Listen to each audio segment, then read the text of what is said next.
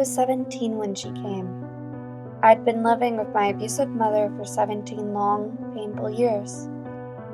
It was around midnight, and my mother was already asleep. So when 3 soft raps at the front door came, it was me who answered. An odd-looking little girl stood there, with cheeks pale and colorless, blonde hair and braided pigtails. Pink dress, torn a little at the hem, feet bare and turning slightly blue from the cold of winter, and black eyes, fathomless, deep, black eyes. I quickly let her in, thinking of how horridly underdressed she was. It wasn't until later I wondered why she had not been shivering, or even questioned as to why she was here in the first place. I got her into the living room, wrapping her little form in a thick afghan my grandmother knitted. She held it, though it didn't seem to affect her, and I smiled. "What's your name, sweetie?" A long silence passed, in which she stared at me. I was beginning to be discomforted by her black gaze when she parted her lips and spoke in a soft voice. "Lacey Morgan." I nodded, smiling again. "You can stay here tonight, Lacey," I said, motioning to the couch. She curled up in a little ball, black eyes still on me, and I exited the room. That night, I slept soundly, not worrying about my mother beating me, or the strange little girl on my couch. When morning came, I trudged into the kitchen. I was greeted with a coffee mug to the shoulder. I gave a feeble shout of pain, staring at my mother. "What the hell did you do? Why is there dirt on the couch?" she shouted, confusing me greatly. Upon investigating, I found that Lacey had vanished, the only proof that she had been there being some dirt that must have fallen off of her dress or her feet. I took responsibility, earning myself a strong hit to my cheek, and left for school. While there, I heard something that sent chills through my spine. Lacey Morgan was found dead last night. I passed the day waiting for any more news on the subject, but found none. Upon arriving home, the news was broadcasting a live report on her though. Lacey Morgan, 6 years of age, was reported dead at 7 last night. Her body was located in the backyard, buried there in her pink dress. So far there has been no sign of her mother, Marissa Morgan, who is suspected of to be the killer.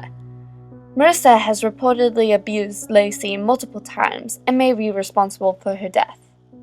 Suddenly, a picture of Lacey appeared on the screen. She appeared very close to how she had looked when I met her. Blonde hair and braids, pink dress, pale face. Only her cheeks had color, and her eyes were baby blue. To most, this would seem unimportant, but to me it was. She died before arriving at my house. If what the newscaster said was true, died hours before. I tried to play it off, going about my business. I went to bed early, so as not to have to see my mother.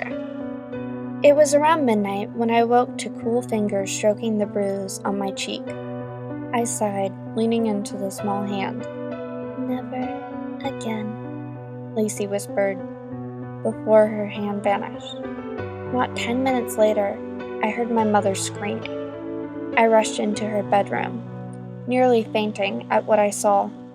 My mother was thrashing wildly on her bed, a small creature having buried its face into her chest. I could hear the sound of flesh tearing, and my mother screaming, increasing in volume. I wish I hadn't gotten up. Later on, I told myself I hadn't, but I had.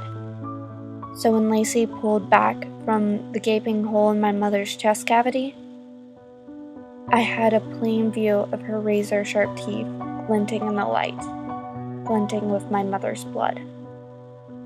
She smiled innocently at me for a moment, before swiftly tearing out my mother's jugular.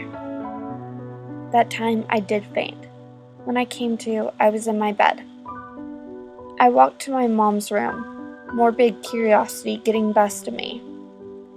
Upon opening the door, I found the room empty, the bed made neatly as if my mother had left for work early. The only oddities were the dirty child's footprints in the open window, showing that Lacey had, in fact, visited. I never saw my mother again, and I never missed her either. I eventually got married, and we had a child together. I named her Lacey. Recently, I noticed the neighbor's daughter had all sorts of scrapes and bruises on her arms. I've started watching their home, and the other day, I saw something odd. A little girl running barefoot through the backyard, up to their back door. It was around midnight, so I couldn't be sure, but I thought she met my eyes with her black ones, and I could swear she mouthed 2 words at me: never again.